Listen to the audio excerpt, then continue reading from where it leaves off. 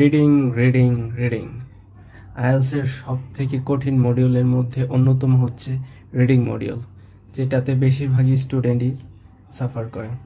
তো আজকে আপনাদের এমন 6টি স্ট্র্যাটেজির কথা বলবো, যে 6টি স্ট্র্যাটেজি দিয়ে আপনারা সহজেই রিডিং সলভ করতে পারবেন এবং আপনাদের জন্য রিডিংটা হয়ে যাবে অনেক সহজ। আমাদের প্রথমে একটা প্যাসেজ শুরু করার আগে যে জিনিসটা প্রথমে করা উচিত সেটা হচ্ছে লোকেট করা। কি লোকেট করা? লোকেট করা হচ্ছে অ্যান্সারগুলো লোকেট করা, কারণ কোন প্রশ্নের কোন অ্যান্সারটা কোন জায়গা থেকে আসছে সেটা লোকেট করা আমাদের প্রথম কাজ।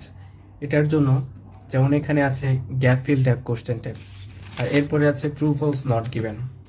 So true false not given কোন জায়গা থেকে আসছে এবং গ্যাপ ফিল কোশ্চেন ট্যাগ কোন জায়গা থেকে আসছে সেটা আমাদের আগে থেকেই ডিভাইড করে ফেলার আমাদের প্রথম কাজ, তাহলে আমাদের অ্যান্সার করা অনেকটা সহজ হবে।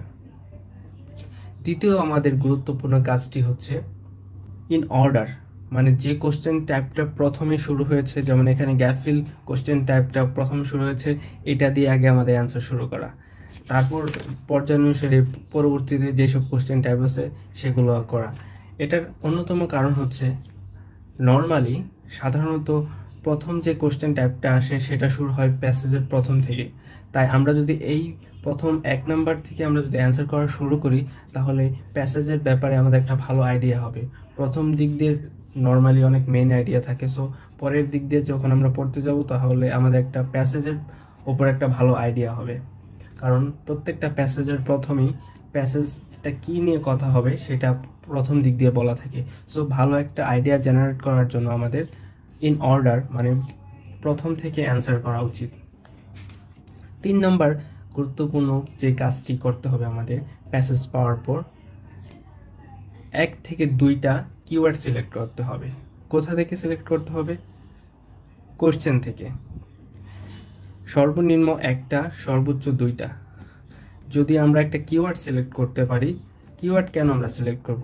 কিওয়ার্ড এজন্যই সিলেক্ট করব যাতে কিওয়ার্ডটা পেয়ে আমরা সব না পড়ে ওই কিওয়ার্ড যেখানে আছে প্যাসেজে সেই এক্সাক্ট জায়গায় যে আমরা অ্যান্সারটা খুঁজতে পারি, এতে আমাদের সময়ও বাঁচে, আমরা খুব দ্রুত অ্যান্সারটা করে ফেলতে পারি। আমি যদি একটা এক্সাম্পল দিয়ে বোঝাই, এখানে বলা হয়েছে 1 নম্বর কোশ্চেনে heard a noise of breaking when one teenager threw a dash। এখানে আমরা কিওয়ার্ড হিসেবে কি নিতে পারি? আমাদের এখানে সবথেকে গুরুত্বপূর্ণ কিওয়ার্ড হচ্ছে 1946 and 7। তার মানে বোঝা যায় প্যাসেজের মধ্যে এই ওয়ার্ডটা যেখানে আছে তার নিচে আমাদের উত্তর হবে। তারপর 3 বেডউইন, এটা আমাদের একটা কিওয়ার্ড নিতে পারি। তো এখানে বলা হয়েছে হার্ড আর নিউজ অফ ব্রেকিং, এখানে তারা একটা ভাঙার শব্দ পেয়েছিল when one teenager threw a dash, যখন একটা টিনেজার কিছু একটা ছুঁড়েছিল, তার মানে মানে একটা কিছু একটা ছুঁড়েছিল, এই ছোড়ার ফলেই একটা নয়েজ তারা পেয়েছিল। তো এটা হবে এই মিনিংটার অ্যান্সারটা আমরা যদি খুঁজি প্যাসেজের মধ্যে তাহলে আমরা সহজে পেয়ে যাব।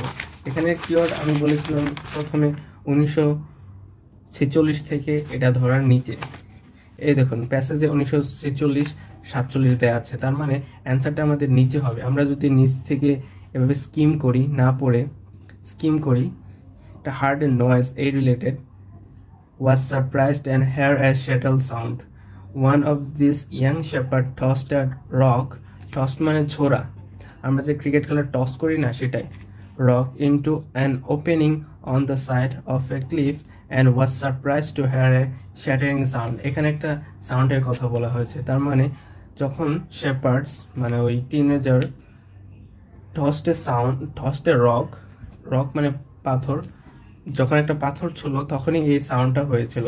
তার মানে এখানে থ্রু আ টসড আ এর সিনোনিম হচ্ছে থ্রু আ ড্যাশ, উত্তরটা হবে রক।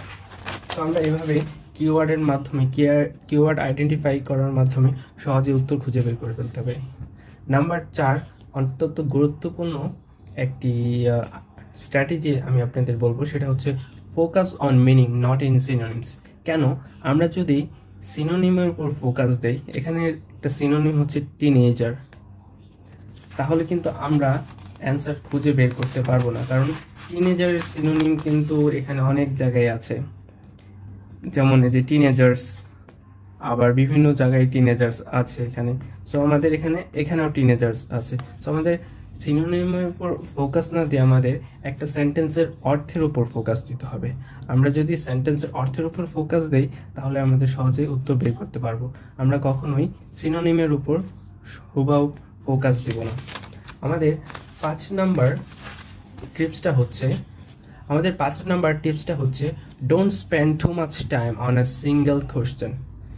আমরা যদি কোনো একটা কোশ্চেনের উত্তর খুঁজে না পাই তাহলে ওইটাতে আমরা সময় নষ্ট করব না। সর্বোচ্চ 1 মিনিট এর মধ্যে যদি আমরা উত্তর খুঁজে না পাই তাহলে আমরা পরবর্তী উত্তরে চলে যাব। যেমন সাপোজ আমি 2 নাম্বার প্রশ্নের উত্তর পাচ্ছি না, এখন আমি কি 2 নাম্বার খুঁজে সময় নষ্ট করব না, আমরা 3 নাম্বারে চলে যাব। আমরা 3 নাম্বারে যখন চলে যাব, যদি আমরা 3 নাম্বার উত্তরটা পেয়ে যাই, আমি শিওর 3 নাম্বার উত্তরটা যেখানে থাকবে তার আগেই থাকবে 2 নাম্বার উত্তর, তখন অ্যান্সারটা খোঁজা আরও অনেকটা সহজ হয়ে যাবে। তাই আমরা যদি কোনো একটা প্রশ্নের উত্তর খুঁজে না পাই তাহলে আমরা সময় নষ্ট না করে পরবর্তী কোশ্চেনে চলে যাব। পরবর্তী উত্তর পেলে সেটা আগেই আমরা ওই প্রশ্নের উত্তরটা খুঁজে পেয়ে যাব। আজকের শেষ এবং অত্যন্ত গুরুত্বপূর্ণ একটা স্ট্র্যাটেজি হচ্ছে ট্রু ফলস নটের ক্ষেত্রে। আমরা যখন true false not given question answer করতে চাই তখন দেখা যায় প্রথম যে কোশ্চেনটা থাকে সেখানে নট গিভেন থাকে ইউজুয়ালি। কেন নট গিভেন থাকে আমি বলি। ক্যামব্রিজ যারা লিখেছেন তারা চায় আমাদের সময় নষ্ট করতে, আমাদের সময় কনজিউম করতে, তাই তারা প্রথম কোশ্চেনটা নট গিভেন দিয়ে রাখে যাতে আমরা কনফিউজড হয়ে যাই এবং আমাদের সময় বেশি লাগে। তাই ইউজুয়ালি যেহেতু ট্রু ফলস নট গিভেনে কোশ্চেন অ্যান্সার প্রথমটা নট গিভেন হয়, তাই আমরা চেষ্টা করব প্রথম প্রশ্নটা অ্যাভয়েড করার, কারণ এটাতে সময় বেশি লাগে। আমরা যদি 2 নাম্বার থেকে শুরু করি ইউজুয়ালি আমরা আমাদের অ্যান্সারটা খুঁজে পাবো, আর যদি প্রথমটা খুঁজে পেয়ে যাই নির্দিষ্ট সময়ের মধ্যে তাহলে ভালো। বাট যদি দেখি আমরা অ্যান্সারটা খুঁজে পাচ্ছি না তাহলে আমরা চেষ্টা করব দ্বিতীয় কোশ্চেন থেকে উত্তর দেওয়ার জন্য। তো আজকের এই ছিল আমার স্ট্র্যাটেজি। আশা করি এই 6টা স্ট্র্যাটেজি ব্যবহার করে আপনারা খুব সহজেই প্রশ্নের উত্তর দিতে পারবেন, যে কোনো কোশ্চেন টাইপের সাথে আপনারা ডিল করতে পারবেন। আমি চেষ্টা করব পরবর্তী ভিডিওতে কিভাবে সহজেই প্রত্যেকটা কোশ্চেনের অ্যান্সার দেওয়া যায় এই 6টা স্ট্র্যাটেজি ব্যবহার করে, সেই ভিডিওটা আমরা পরবর্তী ইনশাল্লাহ আপলোড করব আপনাদের জন্য। সো ভালো থাকবেন, সুস্থ থাকবেন, আল্লাহ হাফিজ।